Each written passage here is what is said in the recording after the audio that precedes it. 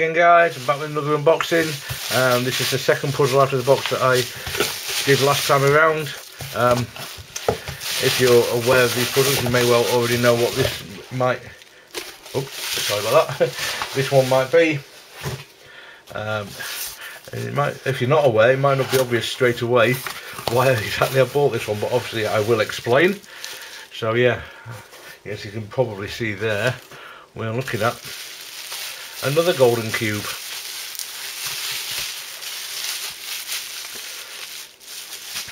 So yeah, this is again obviously by Tony Fisher, signature there, and handmade or moulded, however you want to put it. I don't know if the two things are necessarily, well, he hasn't used any machines, have we, so it's still handmade, I suppose.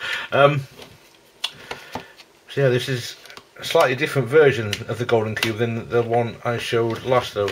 Where's the opening? Ah, there.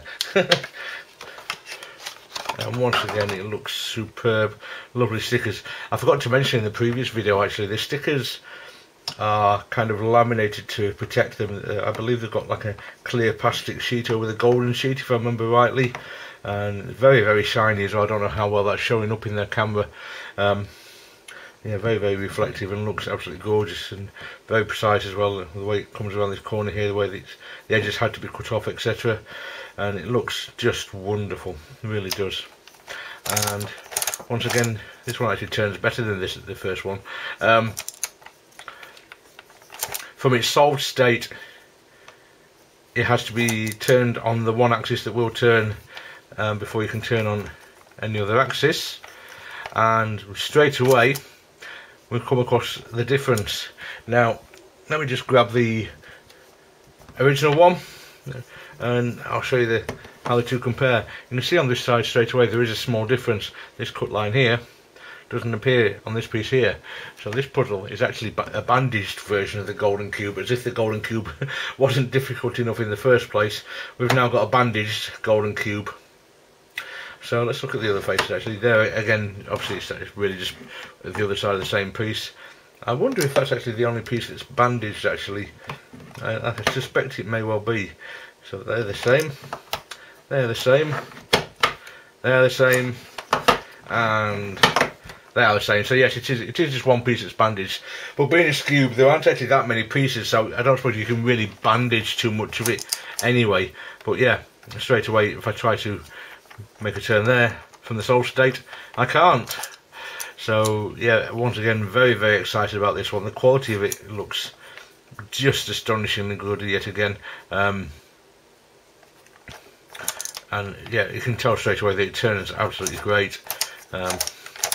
Based on a Mephits cube as the other one was. I'm actually kind of curious how he goes about it. If the interior mechanism is a Mephits cube, but these pieces are moulded, I don't know whether he moulds the pieces then glues them onto the interior cube, or whether the pieces are somehow dropped into the pieces in the mould or something like that. I don't suppose that would work very well actually. I think it must be the latter.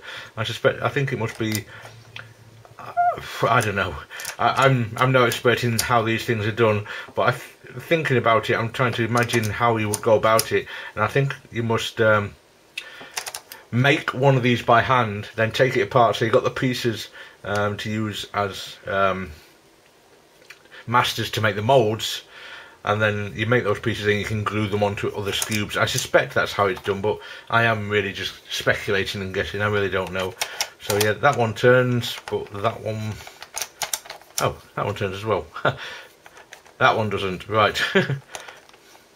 Apparently I've got more axes than I realised. So that one turns, and obviously this one turns, but that one doesn't because of the bandage piece. So yeah, I imagine this one's going to be rather difficult to solve. I have no experience with a bandaged cube whatsoever. So if it does turn out that I'm really, really, really struggling with this one, then I will have a go at perhaps bandaging a regular cube in the same way, because really it's just so I'm just looking, I assume it's just one corner of a regular cube and one centrepiece of a regular cube that are bandaged together. So you could always give that a go on a regular cube with a bit of tape or something to try it out on a regular scoop. This might make things a little bit clearer and exactly how to go about solving it. That's only if I've got any real difficulty solving these anyway, of course. But yeah, I will have a little play around with these before I scramble them. So I'll be back with a little bit more on these in a while. Okay then, so after taking some photographs of this, which is why I wanted to pause momentarily so I can post some pictures on Facebook, I think I'm going to have to just dive straight in and scramble this. Well, I think it's already too late to change my mind, so I'll have to keep going. I'm watching for that bandage piece which is there, so yeah, I can't turn that axis now. But yeah, this is actually turning better than the unbandaged version at the moment. I mean, I'm sure that's just really kind of look of the draw sort of thing, the minor imperfections that you get with the casting process or the moulding process. Oh, actually I haven't got it quite lined up right. Aren't going to be predictable sort of thing, so you're going to have a random occurrence of some that are slightly better turning than others, and I think this is one of the lucky good ones, if that makes sense.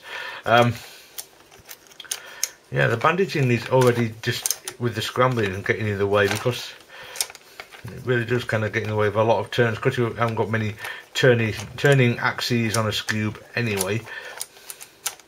Turning positions, should I say. I don't know if I'm describing that right, but yeah, it seems to be very easy to get that in a position where it blocks things, and I'm very curious and